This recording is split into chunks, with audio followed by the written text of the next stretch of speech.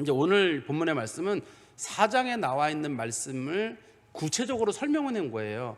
4장은 얘기가 이렇게 긴 것처럼 돼 있지만 4장이 24절까지 있잖아요. 근데 4장은 간략하게 얘기를 적어놨고 5장은 보세요. 5장은 31절까지 있거든요. 4장에서 빠진 부분이 있습니다. 빠진 부분의 얘기들을 좀 자세히 적어놨어요. 의미를 거기다 부여해가지고 그 자세한 내용을, 예를 들어서 우리 본문에 보시면 4장 6절에 보시면 전쟁에 참여한 사람들의 숫자가 4장 6절에 10,000명이라고 되어 있거든요.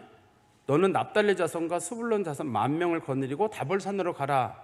그리고 10절에도 보면 바락이 스불론과 납달리 게데스를 부르니 10,000명이다 이렇게 되어 있거든요.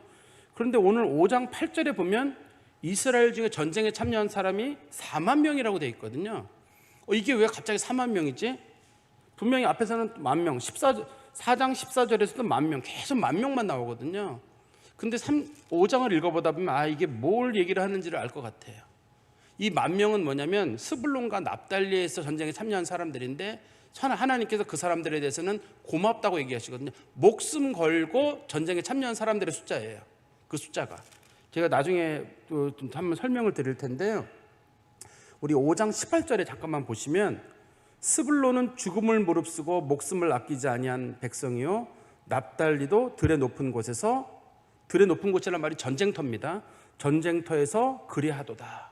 그러니까 스불론과 납달리 사람들이 목숨 걸고 전쟁을 한 사람의 숫자가 10,000명이에요. 그러니까 앞에서는 스불론과 납달리 사람들만 왜 여기다 이름을 기록하고 있을까? 나머지 12지파가 있잖아요.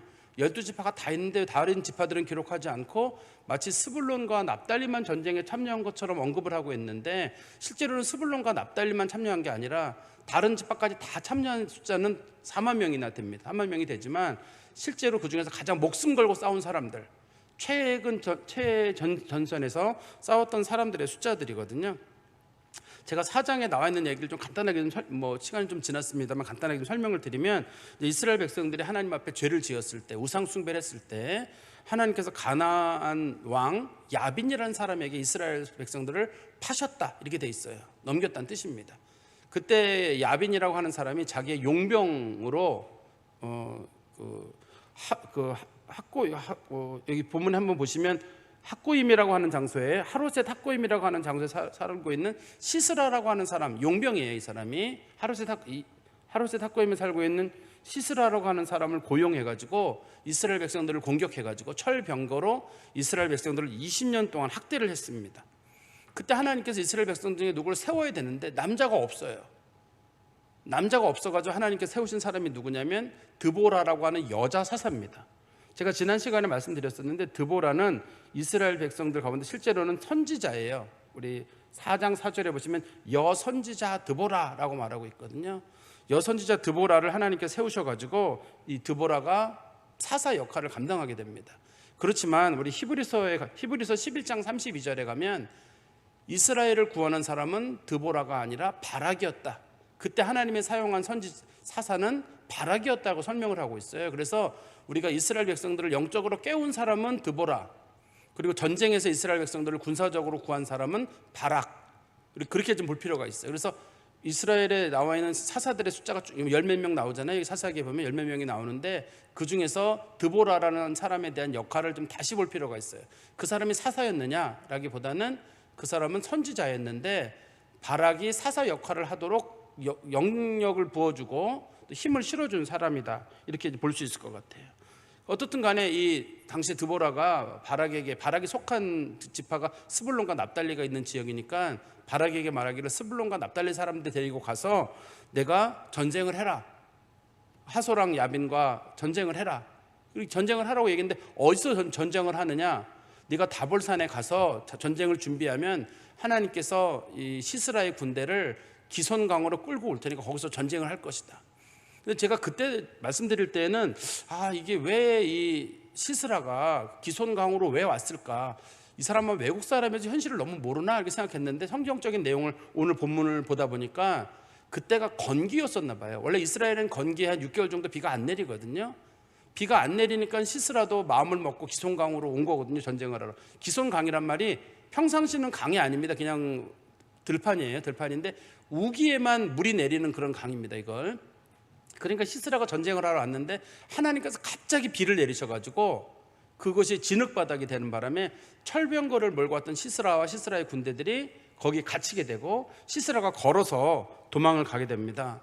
그리고 시스라가 도망가다가 중간에 어디도 들리게 되냐면 헤벨의 아내 야엘의 장막에 들렀다가 거기서 야엘이 그 사람을 아주 융숭하게 대접을 해주고 또 그 사람이 필요한 음식도 좀 주고 그 사람이 달라고 하는 음식, 성경에서는 이제 우유 부대에서 우유를 줬다라고 되어 있는데 우리 오늘 성경에서는 뒤에 보면은 25절에 5장 25절에 보면 엉긴 우유를 줬다고 되어 있거든요. 엉긴 우유가 요구르트예요. 옛날 앞부분의 성경에서는 그 19절에서는 우유 부대를 주어서 우유를 마시겠다고 되어 있지만 요 뒤에 가시면 25절에 가면 자세하게 설명할 때 우유를 주되 곧 엉긴 우유를 주었다. 요구르트를 줬다는 얘기예요.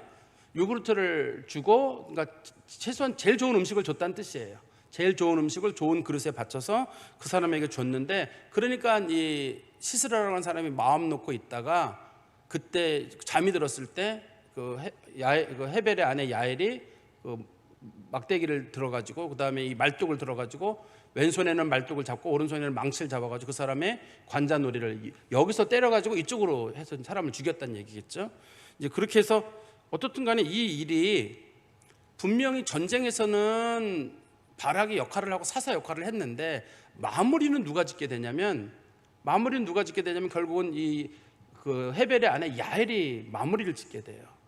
그것도 왜 이 시스라가 분명히 시스라가 도망간 사건을 바락이 쫓아가고 군대를 거의 전멸시킨 거는 바락이 한 일이었는데도 성경은 왜 굳이 야엘이라는 여자에게 이렇게 많은 무게를 두고 있는가? 그것도 이제 오늘 본문에 보면 좀 설명이 되어 있습니다. 어떻든 간에 이제 오늘 본문에 보시면 우리가 하나님께서 어떻게 역사하셨는지 이 전쟁 가운데 어떻게 역사하셨는지를 설명을 해놨는데 분명 어려운 거는 이 5장이 시로 돼 있어요. 시로 돼 있는 데다가 문장이 좀 상징적으로 돼 있어가지고 저도 이 문장을 읽으면서 야 이거 진짜 쉽지가 않다. 그래서 이제 어려운 문장이 나오면 저도 이제 주석책을 참조하거든요. 어떤 주석책을 참조하는데 확실히 모르겠다 이렇게 하는 것들이 많이 있고 이런 의견도 있고 저런 의견도 딱 너무 많은 경우 대충 몇 가지가 나오면 저도 요게 이 정도 요게 맞겠다 이렇게 판단을 내릴 텐데 너무 의견 차이가 많다든지 예를 성경에 있는 문장 자체가 아예 잘못됐다라고 문장을 뒤집자고 얘기를 한다든지 번역이 잘못됐다고 얘기를 할든지 그럴 땐 참 저도 참 답답해요. 이게 이제 혼자 이해하는 것 자체도 좀 어려운 일이겠지만 그거를 설명을 해야 되잖아요. 여러분 이게 원문에 이렇게 되어 있습니다. 성도들 입장에서는 원문이든 뭐든 무슨 상관이야. 우리는 그냥 말씀만 봤으면 좋겠지. 이런 생각이 대부분이거든요. 그렇지만 또 제 입장에서는 여러분 원문에 이렇습니다라고 했는데 그때는 원문엔 그렇지만 나갈 때는 또 잊어버리잖아요 우리가요. 그러니 원문을 설명할 필요가 있는지 없는지도 때로는 잘 모르겠습니다. 어쨌든 성경을 한번 우리 1절씩 보시면 1절에 옛날에 드보라와 아비노함의 아들 바락이 노래하여 이르되 이 노래를 지은 사람은 드보라하고 아비노함의 아들 바락이라고 하는 사람 두 사람이 이 노래를 지은 사람들이겠죠. 그리고 2절에 말씀해 보시면 이스라엘의 영솔자들이 영솔하였고 백성이 즐거이 헌신하였으니 여호와를 찬송하라. 이스라엘의 영솔자들의 말은 이스라엘의 지도자들이에요.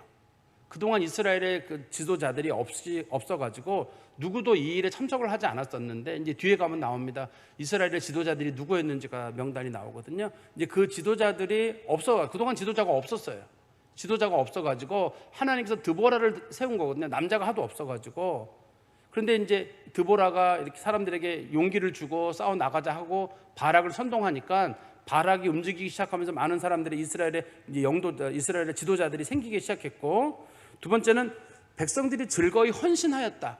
즐거이 헌신하였다는 말을 우리나라 요즘 표현으로 바꾸면 자원해서 전쟁에 참여했다 이런 뜻이에요. 백성들이 너도 나도 우리 자원해서 전쟁에 참여하자. 그래서 백성의 지도자들은 백성들을 인도하고 그 다음에 백성들은 자원해서 전쟁에 참여해서 이 전쟁이 이루어진 거예요.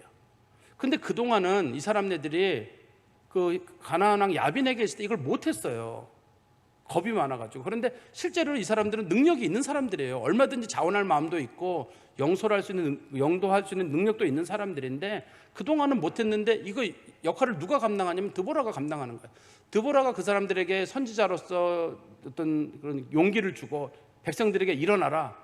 힘을 내라라고 자꾸 얘기해 주니까 백성들도 일어나고, 그 다음에 이 바락도 힘이 없어가지고 자기도 난 못 싸우겠다. 앞부분에 보면 사장에 보면은 바락이 전쟁에 나갈 때 그 드보라가 나가라고 하니까 바락이 뭐라 그러냐면 당신이 가지 않으면 나도 안 간다. 그래가지고 바락이 겁먹은 모습을 보이거든요.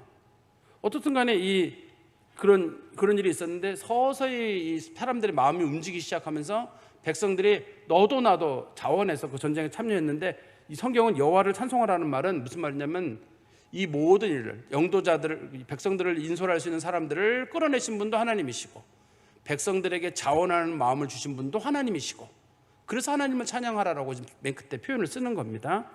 그리고 3절입니다. 너희 왕들아 들으라, 통치자들아 귀를 기울이라. 곧 내가 여호와를 노래할 것이요 이스라엘 하나님 여호와를 찬송하리로다. 이거는 누구한테 하는 거냐면 가나안의 통치자들에게 하는 거예요. 가나안의 통치자들아 잘 들어라. 우리 하나님이 어떻게 일을 하셨는지, 우리 하나님이 어떻게 우리를 구원하셨는지 내가 노래할 거라는 거죠. 4절입니다. 여호와여, 주께서 세일에서부터 나오시고 에돔 들에서부터 진행하실 때 땅이 진동하고 하늘이 물을 내리고 구름도 물을 내렸나이다. 무슨 말이냐면 성경에서 에돔이라고 하는 지역이랑 세일이라고 하는 지역은 원래 이스라엘 백성들이 그 가나안으로 오는 중에, 우리가 이제 가나안으로 오는 중에 보통 경우 우리가 광야를 지났다고 하잖아요. 광야를 지나다가 중간에 이 에돔 지역을 통과해야 될 일이 있었어요. 그래가지고 이제 모세가 에돔 왕에게 연락을 합니다. 우리가 이 땅을 통과하겠다. 만약에 당신들이 통행료를 달라 그러면 통행료를 주고, 우리가 만약에 목말라서 물을 달라, 당신들이 물을 먹게 된다 그러면 우리가 물값을 지불하고, 그러니 당신들의 땅을 통과하게 해달라. 우리 백성들이 지금 너무 지쳐가지고 지금 당신들의 땅을 통과만 할 것이다라고 했는데 에돔 왕이 나와가지고 우리 땅을 통과하지 못한다고 했습니다, 당시에. 그래서 이스라엘 사람들이 에돔 지역을 통과하지를 못하게 되고 에돔 옆을 돌아가게 되는데, 그동안 이스라엘 백성들이 겪었던 광야는 그래도 비가 오면 물이 있고, 광야라고 그래가지고 나무도 없고 그런 건 아닙니다. 나무도 있어요. 광야에는 나무도 있는 곳인데, 이 세일하고 이 에돔에는 나무가 없는 지역이에요. 여기는 완전 사막이에요. 이때가 이스라엘 백성들의 가장 큰 위기 중의 위기거든요. 그동안은 땅을 파면 물이 나와요. 아예 물이 없는 지역을 지난 게 아닙니다. 이스라엘 백성들이 이집트에서 시작해가지고 에돔 지역까지 올 때까지는 물이 없거나 뭐 그늘이 없거나 그런 건 아닙니다. 얼마든지 있습니다. 그걸 파면 얼마든지 있는데, 이 에돔 지역을 통과하는 지역, 여기는 사막 지역을 지나게 되는데 여긴 진짜 아무것도 없는 바위 지역이에요. 바위 지역을 통과하게 되는데, 이 본문에서 여호와여 주께서 세일의 때부터 나오시고 에돔 들에서부터 진행하실 때 땅이 진동하고 이런 표현이 나오잖아요. 이거는 출애굽의 하나님을 부르는 말이거든요. 우리가 살 수 없는 그런 광야길을 지났을 때 하나님께서 출애굽 동안에 우리를 먹이고 입히신 하나님께서 어떤 일을 하셨냐면 하늘이 물을 내리고 구름도 물을 내렸나이다.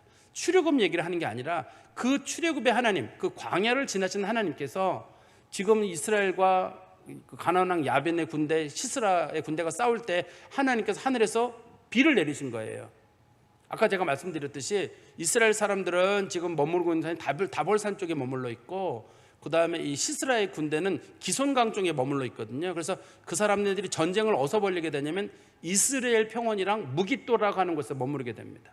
제가 그때도 말씀드렸잖아요. 무깃도라는 말을 신약 성경에서는 아마겟돈이라고 불러요. 용어가 바뀌어가지고 무깃도라고 하신 큰 평원이에요. 진짜 우리나라로 말하면 뭐 김제평야, 무슨 호남평야처럼 큰 평야입니다. 거기가 굉장히 큰 평야인데, 그게 평상시는 평야에서 이 병거가 달리기가 좋아요. 그런데 거기서 기손강에 물이 흐르기 시작하면 거기가 뻘이 돼버리게 돼요. 근데 사실은 농사짓기에는 좋은 곳이에요. 뻘이란 말이 농사짓기에는 좋은 땅입니다. 비가 자주 내리기 때문에 좋은 곳인데, 지금 전쟁을 하러 이 병거를 타고 온 사람들 입장에서는 너무 힘든 거예요. 근데 하나님께서 갑자기 비를 내리셨다는 뜻이에요. 이 본문의 노래 속에서. 그러면 이스라엘 백성들이 어떻게 거기서 가나안 왕 야빈의 군대를 이겼느냐? 하나님께서 하늘에서 갑자기 비를 내리신 거예요.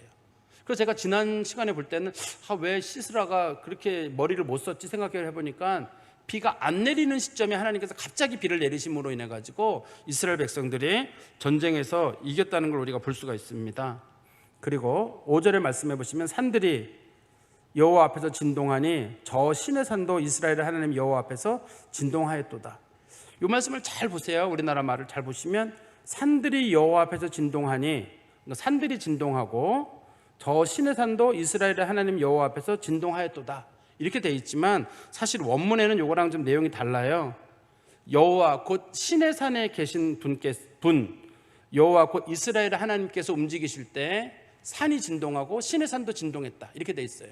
무슨 말이냐면 하나님 곧 신의 산의 하나님, 이스라엘의 하나님, 이렇게 돼 있습니다. 신의 산의 하나님이 움직이실 때 신의 산이 진동하고 이스라엘의 하나님이 움직이실 때 산이 진동했다. 원문에는 그런 식으로 돼 있어요. 그래서 신의 산의 하나님이란 말은 어떤 뜻이냐면 약속의 하나님이시거든요. 이스라엘 백성들이 신의 산에 십계명을 받았거든요. 십계명을 받을 때 하나님께서 내가 이 백성을 반드시 도와줄 거라고 약속을 했는데 그 하나님께서 약속을 지키셔서 우리를 도와주셨다. 그거를 지금 이렇게 약간 은유적인 표현으로 설명을 하는 겁니다. 그리고 6절입니다. 아낫의 아들 삼갈의 때에, 이 삼갈이 우리 앞에 나오는 그 3장 끝부분에 나오는 삼갈이라고 하는 사사 있었잖아요. 한번 3장 31절에 보세요. 에훗 후에는 아낫의 아들 삼갈이 있어 소모는 막대기로 블레셋 사람 600명을 죽였고 그도 이스라엘을 구원하였더라. 이거 삼갈 나오잖아요. 그 삼갈의 때입니다. 이때가 그 삼갈의 때에, 그리고 야엘의 날에, 야엘이란 말은 우리가 좀 전에 말씀드렸던 대로 그 겐 족속 헤벨의 아내 야엘이라고 하는 여자가 시스라라고 하는 사람 머리에 관자놀이에다가 말뚝을 박아 죽인 사건이 있었잖아요. 그 여자가 살던 시대, 다른 말로 말하면 우리가 살기 조금 전, 삼갈은 바로 전 세대 사람이거든요. 그리고 야엘은 지금이에요. 지금 이스라엘 백성들이 가나안 사람들하고 싸우려고 할 때 무슨 일이 있었냐면 이럴 때 이렇게 되어 있습니다. 야엘의 날에는 대로가 비었고 길의 행인들은 오솔길로 다녔도다. 이스라엘 백성들이 큰 길로 못 다니게 되어 있었습니다. 이스라엘 백성들이 가나안 땅을 하나님께서 선물로 줬잖아요. 그런데 이스라엘 백성들이 큰 길로 가지를 못해요. 왜냐하면 가나안 사람들이 통행세를 받아요. 그리고 장사를 하려고 그러면 다 돈을 지불해야 돼요. 그러니까 이스라엘 사람들이 큰 길로는 아예 다니지도 못하고 장사를 하려면 아주 오솔길로 돌아다니면서 장사를 하는 거예요, 이스라엘 사람들이. 근데 가나안 땅은 원래 하나님이 이스라엘 백성들에게 준 거거든요. 근데 자신들이 그 땅을 관리하지 못함으로 인해 가지고 그 땅이 자신들에게 저주의 땅이 돼버린 거예요. 이게 지금 삼갈의 때하고 야엘의 때는 과거에, 이런 뜻이고, 하나는 삼갈의 때는 과거에, 야엘의 때는 지금, 이런 뜻이거든요. 지금 이 시기에 어떤 일이 있었냐면 이스라엘 백성들이 얼마나 지금 가나안 땅 야빈 때문에 고민을 하는지 큰 길로는 다니지도 못하고 사람들 없는 저 산 골짜기 길, 그런 길로 돌아다니면서 겨우겨우 비참한 생활을 했다, 이런 뜻입니다. 이게 지금 비참하다는 뜻을 설명하고 있는 거거든요. 그러니까 하나님이 주신 거 제대로 관리하지 못하면 정말 그 다 빼앗기게 되고, 주인인데 그 사람들이 주인인데 결국 그 사람들이 비참한 꼴이 되는 거잖아요. 전 이걸 보면서 이 사람들 가나안 땅에 왜 왔나 도대체. 가나안 땅에 온 이유는 젖과 꿀이 흐르는 땅에서 참 풍요를 누리려고 온 거거든요. 그런데 이 사람들이 가나안 땅에 와서 정말 하나님 제대로 섬기지 않음으로 인해 가지고 그거 다 빼앗기고 마치 종처럼 비참한 모습으로 여기저기 숨어 다니고 있고, 누군가에게 길을 가려면 통행세를 내야 되고 그 사람들에게 세금 바쳐야 되고 종으로 전락을 해버린 거예요. 애굽의 종되었던 사람들을 하나님이 데려다가 가나안 땅에서 니들이 주인으로 살라고 했는데 하나님이 그 사람들을 반드시 내보내라고 했거든요. 우상 숭배하지 말고. 근데 우상 숭배를 함으로 인해서 그 사람들이 종이 된 거예요. 우리가 우상 숭배라는 말을 이렇게 받아들이셔야 돼요. 우리가 우상 숭배를 했다, 그 말은 다른 말로 하면 우리는 그 사람들에게 종이 되었다는 뜻이에요. 우리가 만약에 기독교인들이 이슬람교를 섬기기로 했다, 그러면 기독교인들이 그날부터는 이슬람교를 따르는 사람들의 종인 거죠. 이슬람교 사람들이 하는 대로, 시키는 대로 할 거 아니에요. 모든 법을 따라야 될 거 아닙니까? 그래서 이슬람교화 된 사람들, 예를 들어서 뭐 중앙아시아에 살던 사람들, 유목민족들, 그런 사람들이 이슬람화 되거든요. 그러면 그 사람들이 아무리 유목민족이었어도 이제는 다 이슬람화 됐기 때문에 사우디아라비아나 이라크나 이란 사람들이 시키는 대로 다 해요.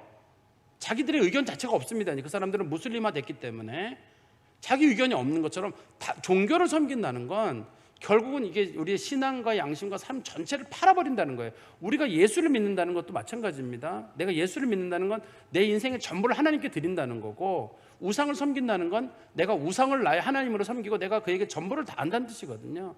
그러니까 이스라엘 백성들이 가나안 야빈으로부터 어려움을 당하는 것, 종 취급을 당하고 비참하고 경제적으로 어려움을 겪는 것은 왜 그러냐면 그들 스스로가 자초한 일인 거예요. 저는 아무튼 우리가 기억해야 될 것 중에 한 가지가 뭐냐면 이게 우리가 하나님이 주신 좋은 것들을 자기가 제대로 관리하지 못해서 비참한 꼴이 되는 게 아닌가. 하나님은 한국교회에게 정말 큰 복을 주셨거든요. 그런데 우리나라 사람들이 생각이 점점점 바뀌기 시작하면서 기독교에 대한 생각들도 좀 부정적으로 바뀌고 있고 또 그런 것들을 사람들이 별로 관심이 없는 것 같아요. 지금 우리 세월이 많이 지났습니다만 우리 코로나 초기에 그 조그만 교회들 목사님들이 그 기독교 이렇게 사이트나 이런 데 올린 글에 보면 이런 게 있어요. 정부 공무원들이 들어와 가지고 목사님들 강대상에서 끌어내리고 그런 거 많이 있었습니다. 당시에. 우리는 우리는 조용히 지나갔지만 목사님들이 끝까지 예배 드리겠다 그러면 그 공무원들이 와서 끌어내려 가지고 그 목사님들이 그걸 찍어 가지고 기록에 남긴 게 있어요. 이게 그때 이건 잊어서는 안 될 일이죠. 이런 일이 얼마든지 또 있을 수가 있는 일이에요. 우리가 예배드리다 지금 다 지나고 나니까 이제 마스크 다 벗고 좋은 얼굴 보면서 우리가 이 코로나 잘 지났다 그러지만 아까 제가 말씀드린 그 교회들은 딱 2021년에서 2023년에 문 닫은 교회들이거든요. 최근에 다 문 닫은 교회들인데 그때 그 위기를 못 넘긴 거예요. 성도들이 다 떠나게 되고 어른들도 교회를 안 나오게 되고 또 교회를 나오게 되면 사회적 지탄을 받게 되고 그런 일들이 많이 있었거든요. 어떻든 간에 그리스도인들은 그런 문제에 대해서 아주 민감하고 하나님이 주신 거 절대 뺏기면 안 되는데 신앙이라고 하는 가치를 양보할 수 있다고 생각했나 봐요. 우리 당시 그때 그런 얘기 있었잖아요. 종교인들이 사회에 좀 양보를 해라. 종교라는 게 뭐냐 도대체. 종교도 세상 속에 들어있지 않느냐. 종교가 혹시라도 그 질병 원인, 그 전파의 원인이 된다 그러면 종교도 예배 드리지 않아도 되지 않느냐. 우리 교인들 중에도 그런 분들이 계셨거든요. 맞아요. 그렇게 배려를 한 교회들은 다 문을 닫았어요. 그 배려를 한 교회들이 있거든요. 정말 정부의 방침을 잘 따른 교회들인데 그런 교회들은 거의 대부분 문을 닫고 교회들이 질이 멸렬해졌거든요. 이게 신앙이라고 하는 가치는 이게 다른 건 양보해도 신앙은 양보하는 거 아니에요. 이거는 우리가 사상도 양보할 수 있어요. 사상도 양보할 수 있는데 신앙은 하나님에 대한 믿음이기 때문에 이건 양보할 수 없는 건데 이 사람들이 이거를 양보를 한 거예요. 우상 숭배했다는 건 그런 뜻이에요. 내가 하나님 대신 다른 거 섬기겠습니다라고 양보를 한 거잖아요. 그러면서 그들이 가나안 사람들의 종이 된 거예요. 자연스러운 과정 가운데서 종이 됐다는 뜻입니다. 그리고 우리 7절 말씀해 보시면 이스라엘에는 마을 사람들이 그쳤으니 그 마을 사람들이란 말에 조그만 글씨로 일자가 표시되어 있고 지도자들이라고 되어 있죠. 성경에 여러분 성경책에 표시되어 있죠. 성경에 보시면 이스라엘에는 마을 사람들이 그쳤다라는 말이 사람이 없었다 이런 말보다는 사람들은 있었거든요. 아예 없는 게 아니기 때문에 이 말씀을 사람이 없었다라기보다는 지도자가 없었다라고 보는 게 맞아요. 그래서 하나님이 누구를 세웠냐면 나 드보라가 일어나 이스라엘의 어머니가 되기까지 그쳤도다. 무슨 얘기냐면 지도자가 없었는데 언제까지 없었냐면 하나님께서 드보라를 세울 때까지 정말 뛰어난 사람들이 있었어요. 그런데 그 사람들이 전부 다 겁을 먹고 있어가지고 아무도 없던 거예요. 그래서 하나님이 드보라를 세워가지고 드보라로 하여금 바락을 부르고 바락이 다른 지도자들을 깨우고 지도자들이 백성들을 다시 깨우고 그래가지고 드보라에게서 시작된 영적인 부흥과 그런 것들이 결국 이스라엘을 회복하는 그런 기회가 된 거죠. 그리고 8절입니다. 8절에 보면 이스라엘이 겪었던 어려움의 원인이 여기 나와요. 무리가 새 신들을 택하였으므로 이런 표현이 있잖아요. 그들이 하나님 대신에 다른 신을 섬겼으므로예요. 아까도 말씀드렸듯이 우상 숭배를 한다는 얘기는 하나님을 버렸다는 얘기예요. 그들의 신은 더 이상 여호와가 아니라 이제는 바알과 아세라예요. 바알과 아세라를 가져다가 그들이 하나님으로 대신 섬겼기 때문에 그때의 전쟁이 성문에 이르렀으나 이스라엘의 4만 명 중에 방패와 창이 보였던가.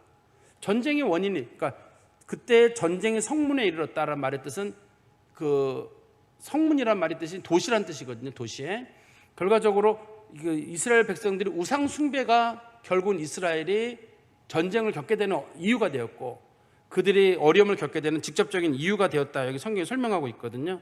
그렇지만 그들이 뭐로 이겼냐면 8절에 뒤에 보시면 이스라엘의 4만 명 중 방패와 창이 보였던가.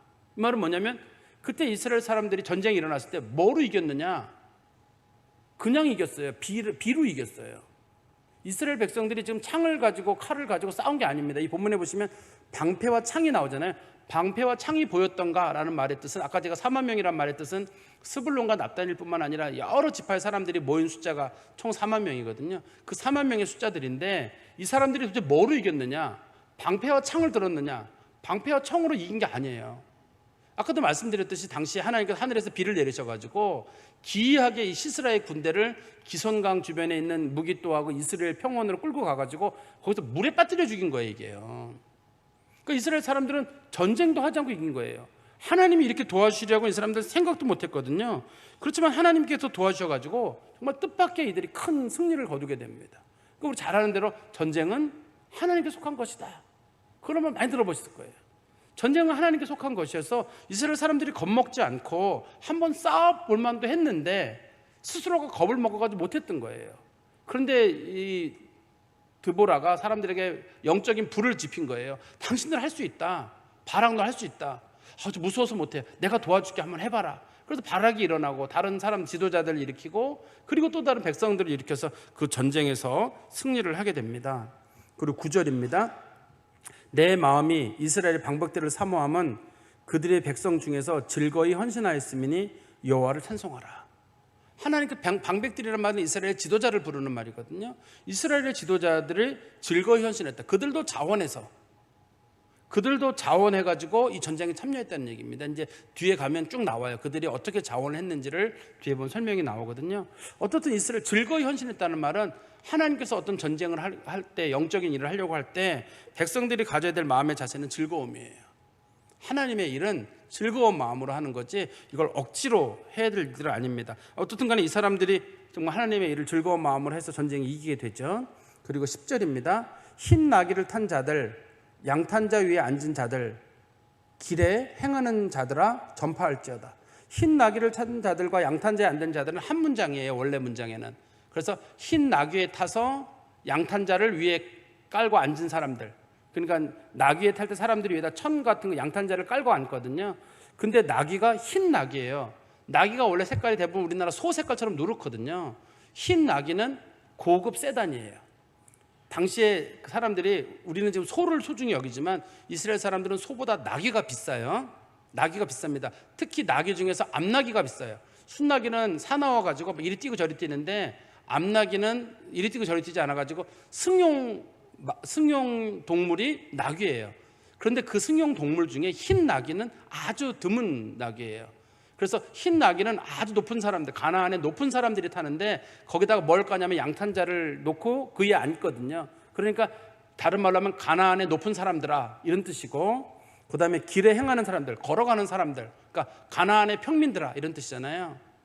가나안의 높은 사람들아, 혹은 가나안의 평민들아, 잘 들어라. 우리 하나님께서 하신 일들을 너희들이 전파해라. 하나님께서 하신 일들을 전파하라는 얘기겠죠. 그 다음에 11절 말씀해 보시면 이 말씀도 조금 어려운 말씀입니다. 활 쏘는 자들의 소리로부터 멀리 떨어진 물 깃는 곳에서도 여호와의 공의로우신 일을 전하라. 이스라엘에서 마을 사람들을 위한 의로우신 일을 노래하라. 그때 여호와의 백성이 성문에 내려갔도다. 뭐 알듯 말긴 한데, 활 쏘는 자들의 소리로부터 멀리 떨어진, 우리로 생각하면 전쟁이 일어날 때 전쟁으로부터 거리가 떨어진 곳인가 이렇게 생각할 수 있을 것 같아요.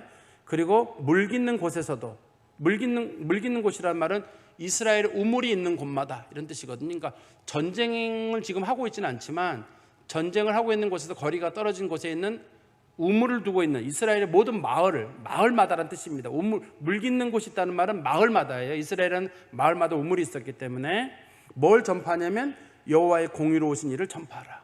이 전쟁을 하나님께서 일으키게 하신 목적이 뭐냐면 하나님의 공의 때문이에요. 하나님의 공의는 두 가지 다 적용이 됩니다. 하나는 어떻게 정의되냐면 지금 이스라엘을 하나님께서 공의로 심판하시는 거예요. 그들이 우상 숭배를 했기 때문에 하나님께서 공의로우신 하나님은 사람들이 구원의 문제를 건드리시는 건 아니지만 사람들이 하나님 앞에 죄를 지으면 반드시 대가를 받아요. 우리는 그러니까 이게 죄를 짓고 나면 저 사람 지옥 갑니까?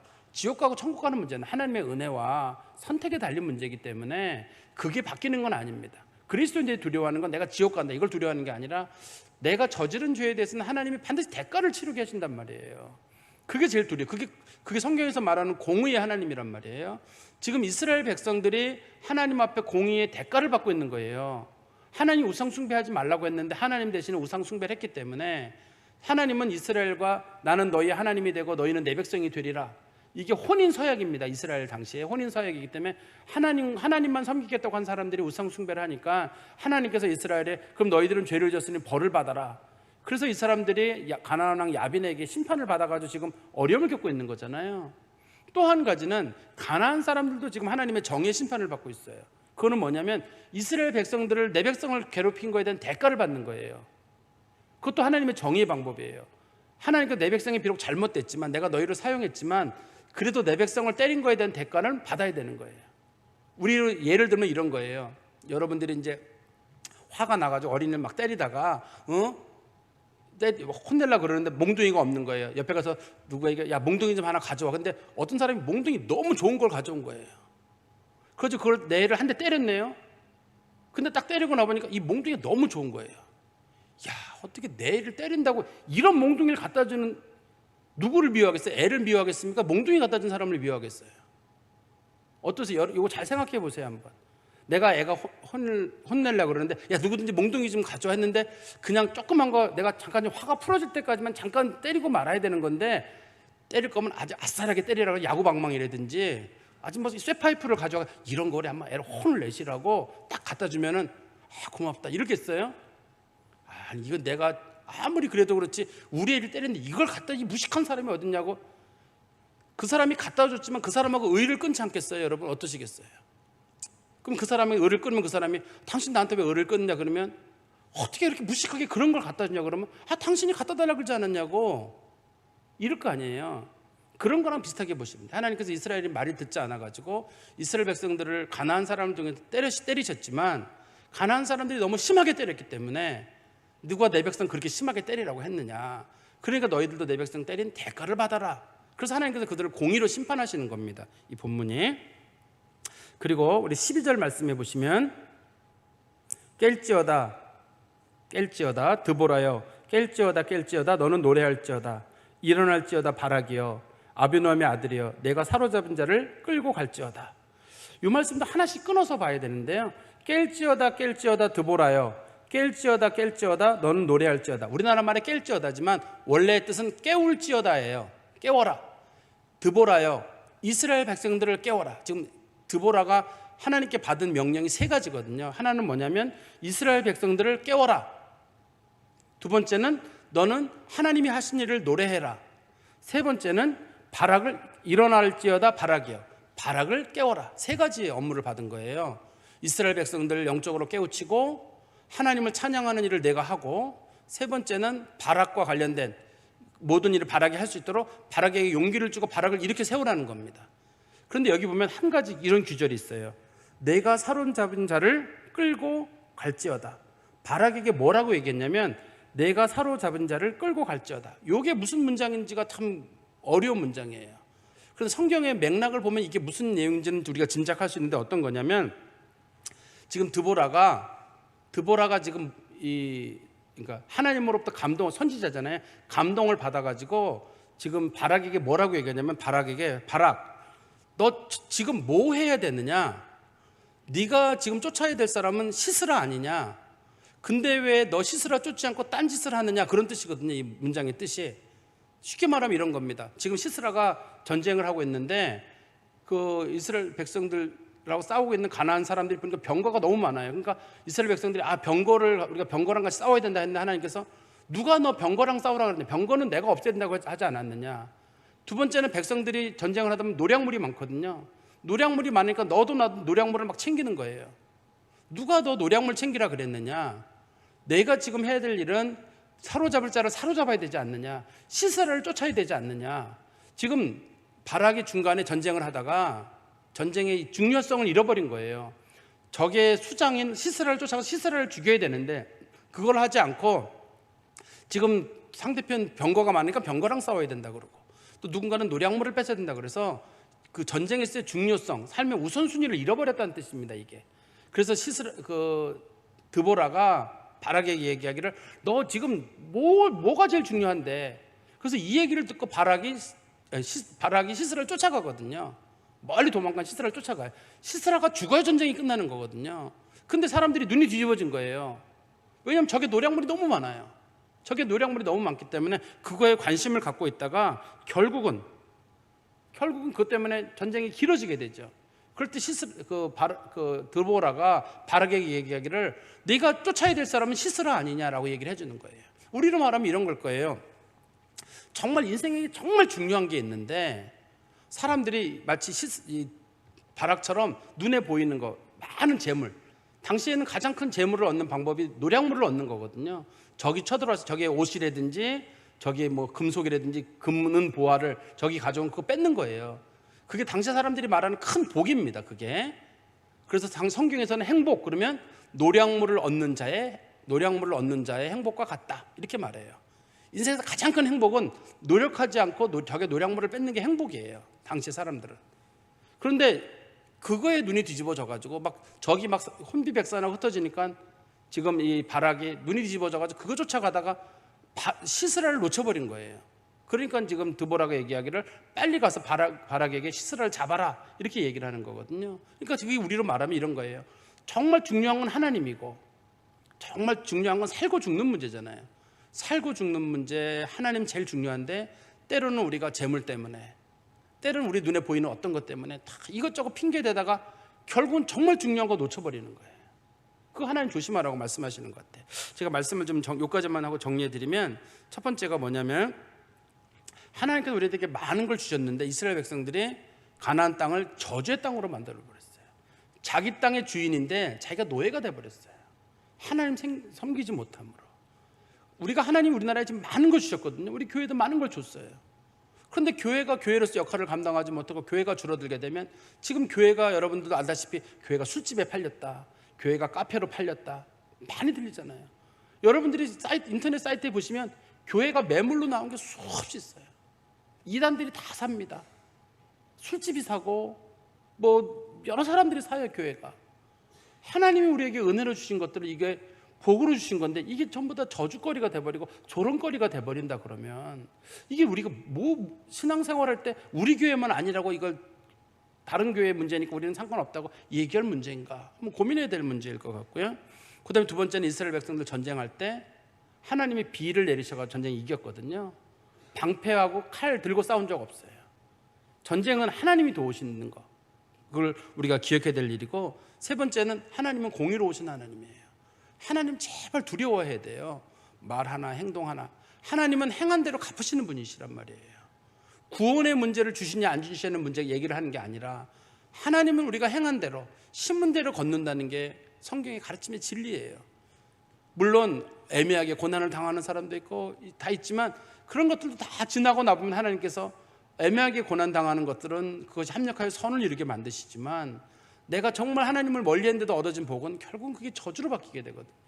그러니까 그리스도인들은 항상 하나님은 공의 하나님이다, 이 사실을 꼭 마음에 기억하셔야 되고, 맨 마지막에 한 가지, 제가 맨 마지막에 말씀드렸던 것처럼 정말 뭐가 제일 중요한가, 내 인생이 끝나고 나면 뭐가 남을 것인가.